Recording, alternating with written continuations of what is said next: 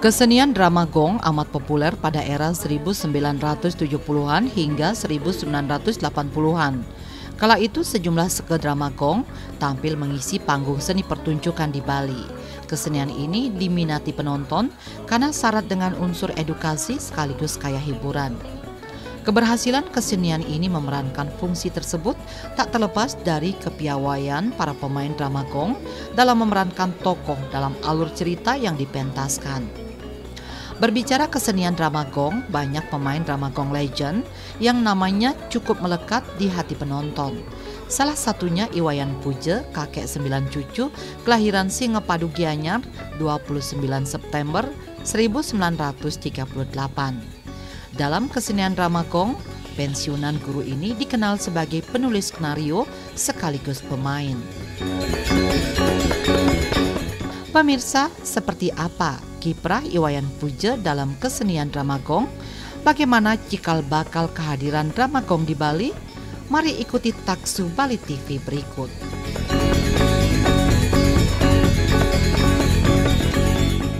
Nama Iwayan Puja tak asing lagi bagi penggemar drama gong lawas.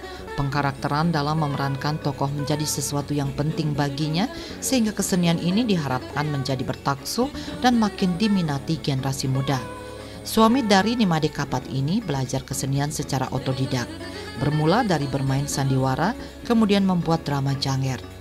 Kesenian itu bisa dikuasai Puja karena awalnya ia pernah menonton pertunjukan janger di Sasibang Gede Badung. Puja pun membuat drama janger pada tahun 1964 berlakon Raja Pala. Selain menulis naskah dalam drama janger tersebut, Puja juga memerankan sosok Raja Pala.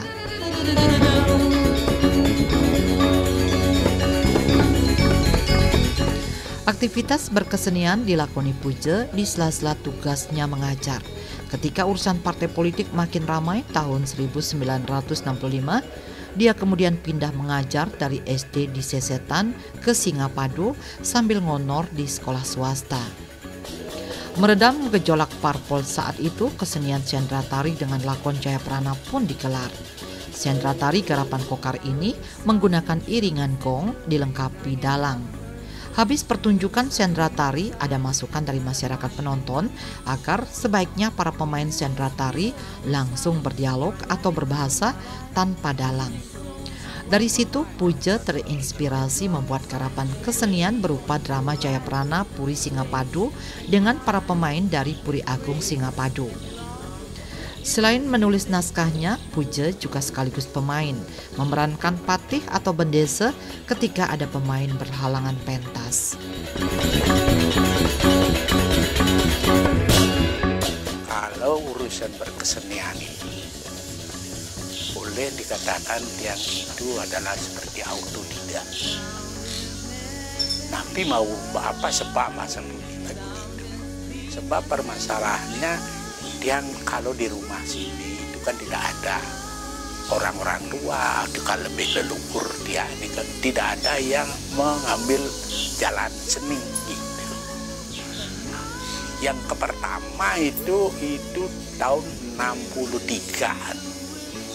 Waktu itu dia sudah jadi guru ring Sesetan, ring SD Sesetan 1. Kemudian sudah di sini timbul, artinya lahir sudah yang namanya drama gong, drama janger.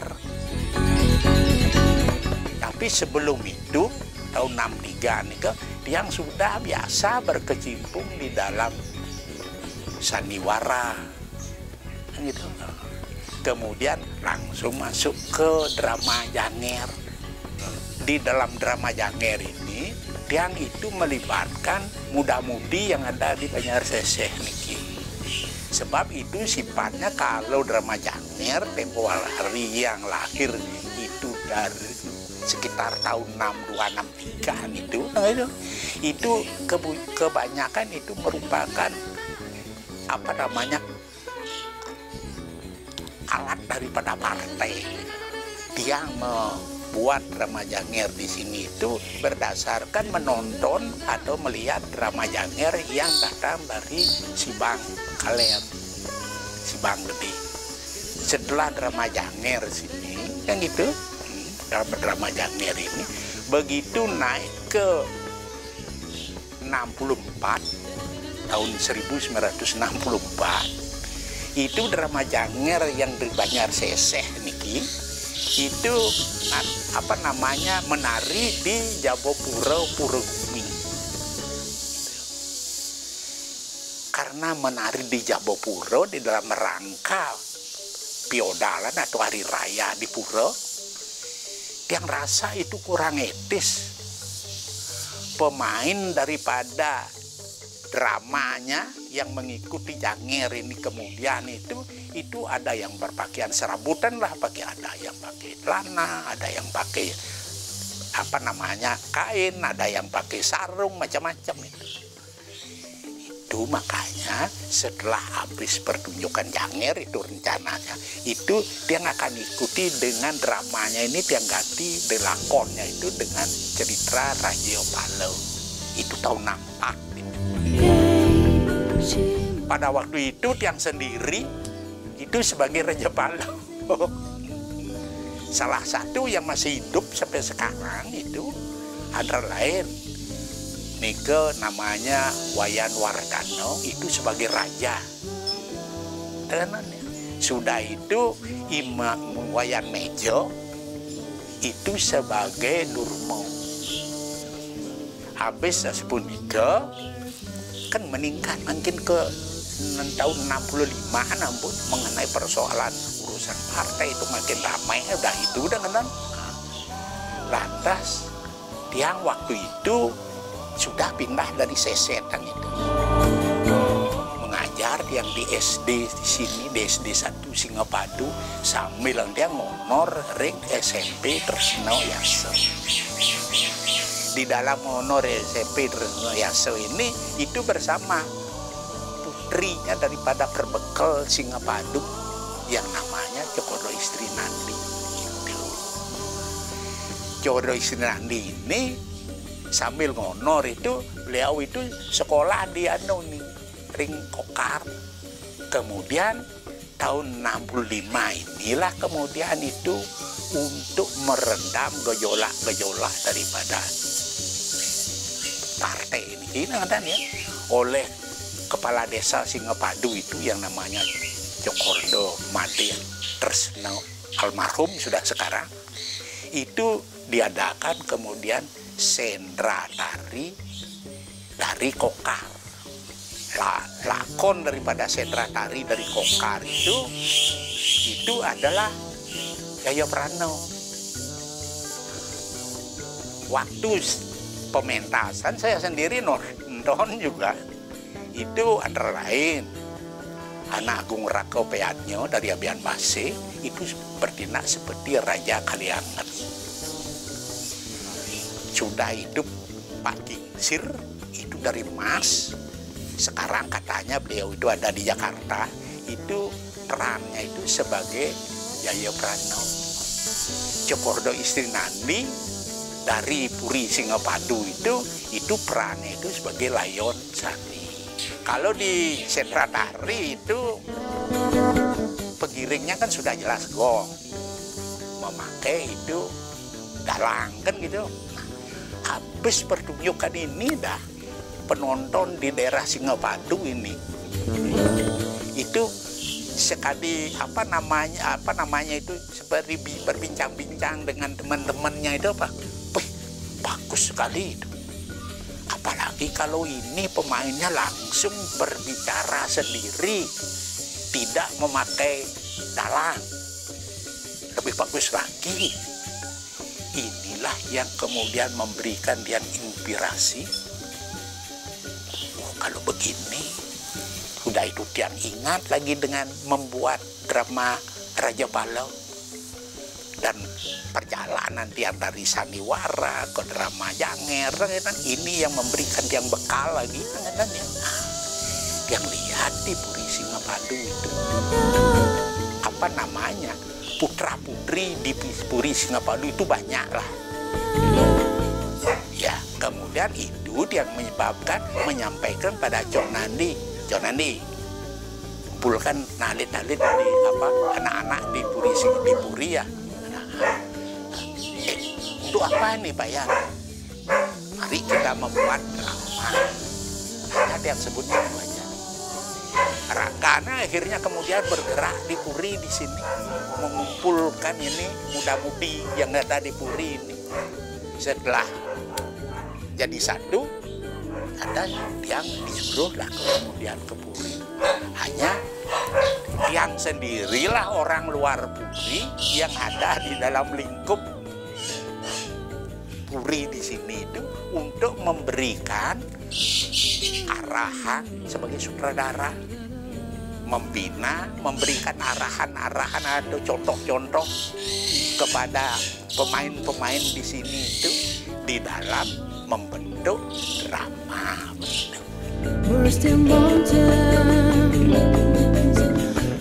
Kemudian Agustus tahun 1965, SMP Tresnayasa, sekolah tempat Puja juga mengajar, statusnya dinegrikan menjadi SMP Negeri Singapadu. Di sekolah ini ada seorang guru dari Abian Base bernama Nyoman Sunarte. Guru ini sering dilibatkan sebagai pemain dalam kesenian drama Jayaprana Puri Singapadu. Sementara itu di Puri Abian Base Gianyar, anak agung Rake Payadnya yang sudah lulus kokar diminta warga setempat untuk mendirikan kesenian untuk memeriahkan hajatan ritual keagamaan. Karena terbentur waktu, lewat informasi yang disampaikan Nyoman Sunarte bahwa di Singapadu ada garapan kesenian baru yang diprakarsai Puja, maka anak agung Rake Payadnya pun membuat kesenian serupa, yakni drama klasik Jayaprana Abian Base. Drama klasik ini sering pentas dan banyak ditonton warga, termasuk sempat ditonton Pak Panji, guru anak agung Payadnya ketika bersekolah di Kokar. Garapan drama klasik ini mendapat apresiasi dari gurunya itu, kemudian menyarankan agar kesenian ini diberi tambahan nama gong sehingga menjadi drama gong. Sebab kesenian ini diiringi gong dan ada unsur agem dan tanjek tarinya. Sejak itulah kesenian ini bernama drama gong. Tahun 65 itu, kadang-kadang ya, bulannya ini Agustus, SMP Tresnayasa ini itu dinegerikan. Menjadi SMP Negeri Singapadu waktu itu. Sekarang kan menjadi SMP 2 Sukawati. Kadang-kadang ya. Waktu inilah ada seorang guru yang namanya Nyoman Sunarte, berasal dari Abian Base Kajakaung. Jadi guru di sini, gitu. Lantas waktu itu drama Jangernya masih terus jalan ini.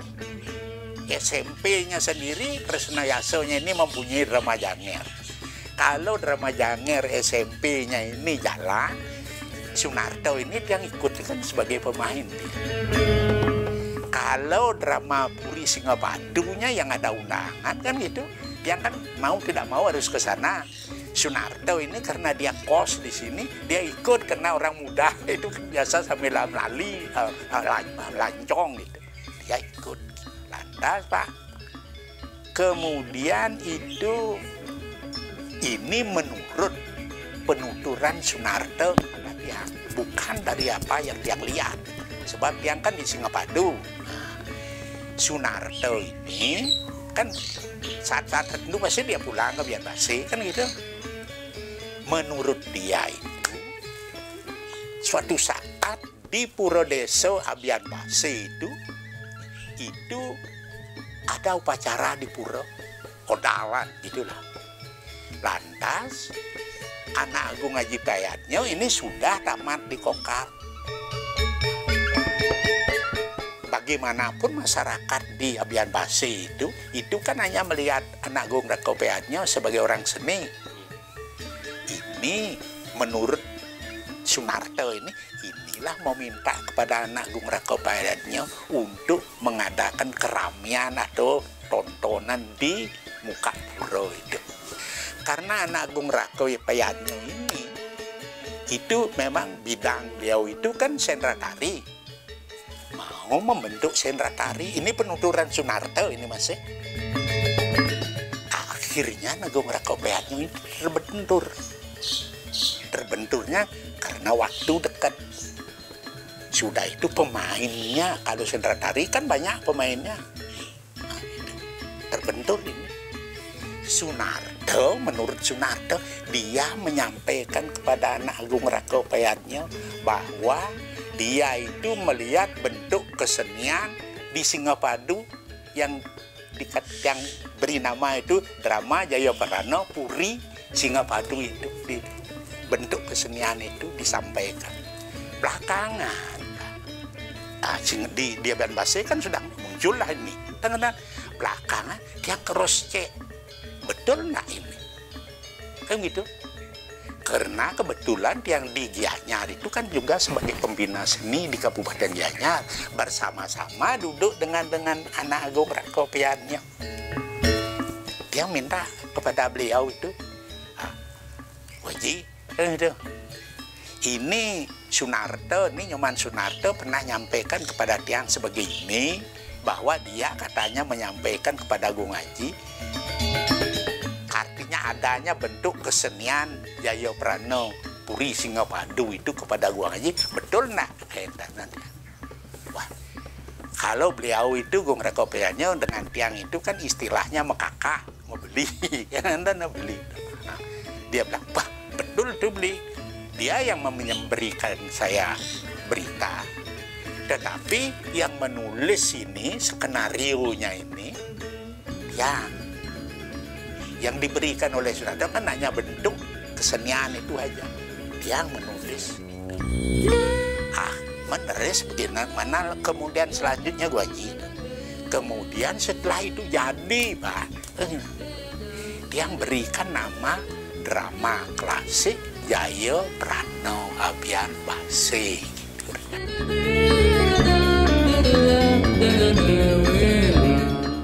Drama gong kemudian makin populer di masyarakat. Seperti demam drama di mana-mana berdiri ke drama gong. Kesenian ini berkembang hampir di seluruh Bali. Selaku penulis skenario, Puja pun sering diminta sebagai pembina drama gong oleh masyarakat di sejumlah daerah. Tak itu saja, bersama seniman Anak Agung Rai Kalam, Puja sempat membentuk Seke Drama Gong Bintang Bali Timur Jilid 1 tahun 1980-an. Dua tokoh ini dielu-elukan penonton karena kepiawaiannya berdebat di atas panggung pementasan drama gong. Wayan Puja memerankan Patih Keras atau Patih Agung, sedangkan Anak Agung Rai Kalam memerankan Patih Anom. Seiring berjalannya waktu, Puja membentuk Seke Drama Gong Bali Dwipa, sedangkan Anak Agung Rai Kalam mendirikan Sanjaya Dwipa. Meninggalkan Bali Dwipa, Puja kembali membentuk Bintang Bali Timur Jilid 2 sebagai pembuat naskah sekaligus memerankan Patih Keras. Seiring bertambah usia, Puja memerankan Patih Werde dan terkadang memerankan Dukuh.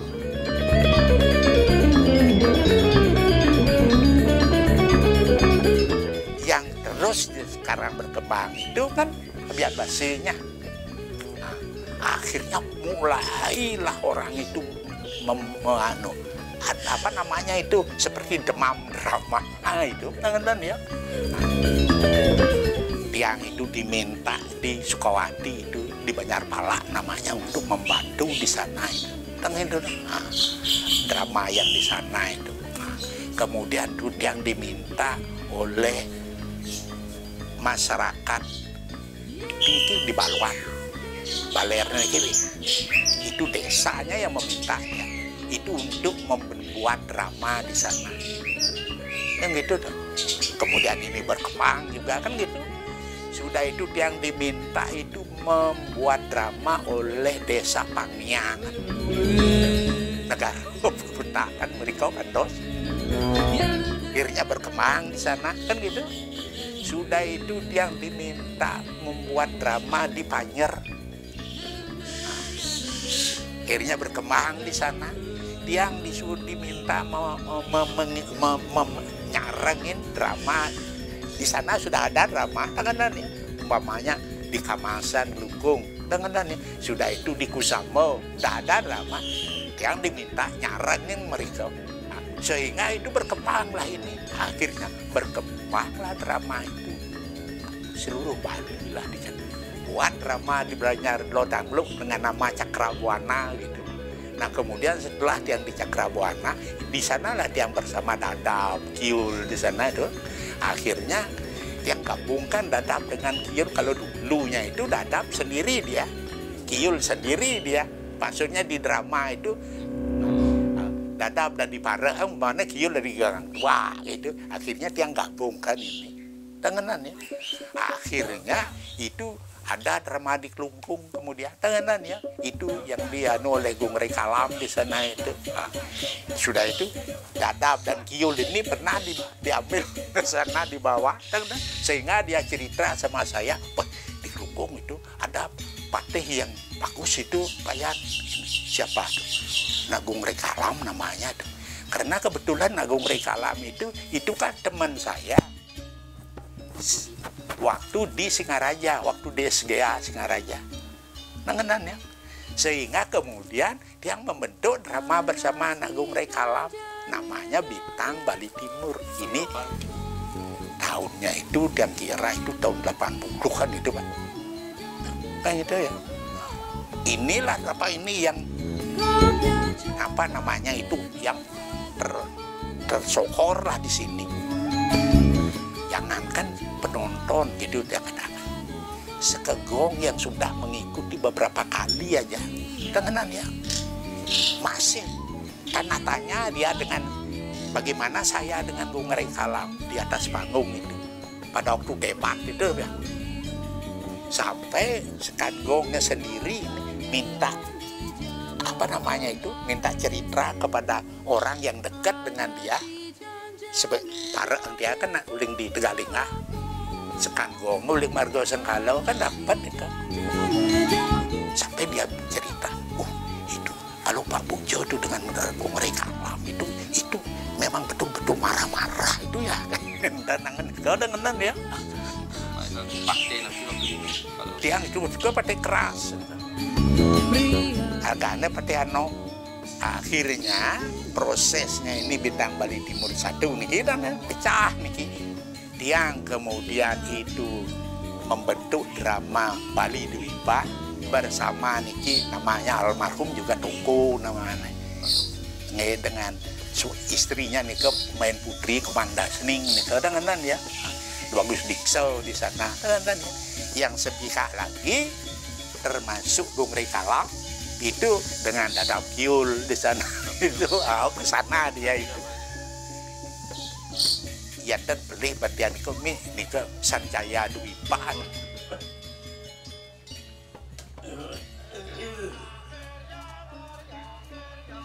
Seiring waktu juga, kesenian drama gong sempat surut sejak sekitar awal tahun 1990-an. Kemudian belakangan ini mulai bangkit lagi. Terlebih hadir paguyuban pecinta drama gong lawas yang diprakarsai anak agung Oke Aryana, pecinta seni yang sehari-hari seorang notaris. Paguyuban ini beberapa kali telah mementaskan drama gong lawas. Diharapkan ke depan drama gong makin diminati generasi muda. Tetapi sesungguhnya menurut Wayan Puja, antusias penonton drama gong masih cukup tinggi. Karena itu pakem drama gong lawas penting dilestarikan. Sebutnya kan rumah nenek yang pangsing mengelo nenek kajemah jagung dari akhir-akhir 80 itu sudah mulai yang seperti yang katakan tadi nih Kak, sehingga tahun 90 itu sudah menurun dia itu. Kalau bagi saya sendiri, apalagi sebagai tempo hari itu salah satu dari perintis drama gong kan gitu. Kalau bagi saya itu meskipun saya disebut perintis drama gong itu seperti Agung Rakau Peyatnya itu juga dia kan perintis menurut saya kayak gitu. Itu sangat mengharapkan sekali dengan bangkitnya drama gong ini. Kenapa? Pertama, bukan ada kepentingan apa. Satu seni yang nomor dua kan gitu dong. Kalau ini sekarang itu kita di Bali terutama kan gitu dong. Ini kan kita perlu sekali menanamkan bahasa ibu kepada anak-anak. Untuk menanamkan bahasa ibu kepada anak-anak ini kan gitu dong.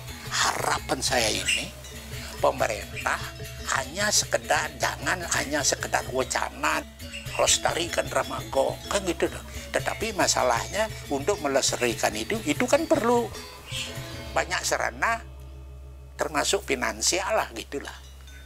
Langsung artinya satu contoh yang mempunyai kekuasaan umpamanya dinas kebudayaan umpamanya atau dinas pendidikan.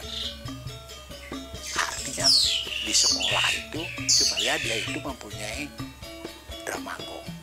Karena dengan berdramagung bahasanya kan sudah bahasa ibu sini, langsung itu kita itu belajar praktek langsung. Kalau hanya di sekolah aja ada guru bahasa Bali umpamanya karena contoh dalam bahasa Indonesia melihat, kalau dalam bahasa Bali satu nyingakin ya, sudah itu manggihin ya, tangan nih dua nih jen borang tangan ya, dijejang nih. Makanya kadang-kadang satu contoh rosan aduh bagus satu contoh, wawu tuh liwat itu panggil itu ada benar sih halus boja halus. Tetapi angah unguhnya di mana? Kalau kita di Dramagung itu kan langsung praktek sudah. Kalau dengan Raja Ratu Bagong yang sekali niki asapun api pedunguh cokor dewo nyingakin kewentanan banyak dikira nikah ada dong. Di dia bau lintang jadi pacar kapuri nikah pasar ring bajingan itu panggih di dia wenten nak merebah gitu kan halus niki. Nah masa niki lah kalau umpamanya hanya pelajaran di sekolah itu kan di atas papan tulis kan itu prakteknya niki ya. Kalau kita sudah di sekolah mempunyai Dramagung tangan ya demun itu kan praktek langsung dia.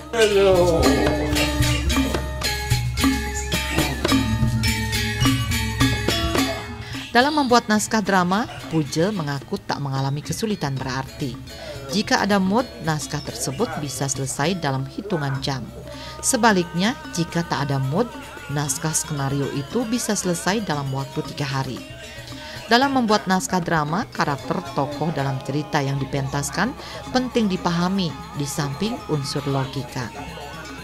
Kemudian atas kiprahnya sebagai seniman dan pembina Dramagung, Iwayan Pujel diberikan penghargaan Seni Wijaya Kusuma dan Dharma Kusuma oleh pemerintah Kabupaten Gianyar dan pemerintah Provinsi Bali pada tahun 1997 dan 1998. Iya nih dampingin wakokin kopi rodonan dikengkene keselo melalap. Kalau kita katakan itu ada kendala, tangan itu hanya sewaktu-waktu aja. Yang kan mulu wenten atak sungguh nih kok seolah-olah ada tangan ya ketelung sang ragat pan kau. Tangan yang di PLT kengken nih kita tangan ya. Lebat yang orang kok beberapa jam aja selesai ini. Berarti berdasarkan itu kita dasarkan itu kan umpamanya apa ya pakai sekarang umpamanya kalau cerita ini kalau dulu itu kan kebanyakan itu ceritanya panji nengenan ya kalau itu lebih gampang nih karena sudah ada tuntunan cerita nih kita kan pemana cerita satu contoh rosang nih ke kenaro gitu kan sudah ada anunya cerita dengan ya berarti kita hanya tinggal dijejang nih tanyanya natep aja amai Kau bet mani paling jaro gendeng nyenteng lah gendeng rotona sing mau bekal empuk ngulit bangkau. Pemirsa, demikian kiprah ayah dari Niwayan Ayusasih, I Kadek Suardike, I Nyoman Suarjaya, Ni Ketut Murasih, dan Niwayan Balik Rupini ini dalam berkesenian. Semoga kesenimanan kakek 9 cucu dan 1 kumpi ini selalu menginspirasi. Langsung di bumi ya. Ang untu na, ang untu na, ang untu.